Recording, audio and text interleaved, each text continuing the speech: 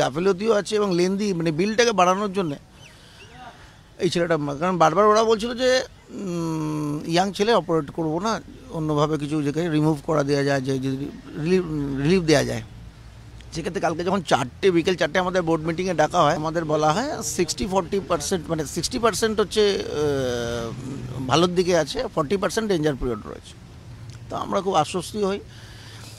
তার আগে আমরা এসএসকেএমে যেহেতু বেডের ব্যবস্থা করে ফেলেছিলাম, তাহলে কিন্তু এখানে তো খালি না হলে ভর্তি করতে পারবো না, সেই জন্য বলেছিলাম যে আপনি চিকিৎসা চালান, কিন্তু আমাদের যখনই এখান থেকে যদি আমরা কোনো গ্রিন সিগন্যাল পাই যে বেড খালি হবে, আমরা কিন্তু শিফট করবো পেশেন্ট। তো একটা বিষয় যে যখন টাকা চাওয়া হয় আপনাদের কাছ থেকে, আপনারা কত টাকা দিতে পেরেছিলেন? আগে 1,25,000 দেওয়া ছিল, আর শেষে ওরা যখন টাকা চায়, টাকা না দিলে পেশেন্ট ছাড়বে না, সেক্ষেত্রে পাড়ার ছেলেদের সবাইকে ফোন করা হয়, তারা নানা জায়গা থেকে টাকা অ্যারেঞ্জমেন্ট করে নিয়ে আসে।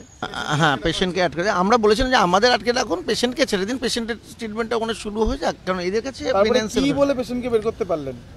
টাকা পেমেন্ট করে বের করতে হবে, কোনো কিছু বলে না, টোটাল পেমেন্ট করতে হয়েছে উইথ যেটা টোটাল 4,33,000 টাকা ক্যাশ পেমেন্ট করার পর বাদ বাকি যে ডিউজ অ্যামাউন্ট আমাকে ফিক্সড ডিপোজিট এবং একটা অ্যাকাউন্ট পেই চেক ওনাদের নামে দিয়ে তবে আমি বার করতে পেরেছি। এই করতে করতে আমাদের বেজে যায় প্রায় 9টা, কারণ মধ্যবিত্তদের ফ্যামিলি টাকা অ্যারেঞ্জমেন্ট করতে সময় লাগে।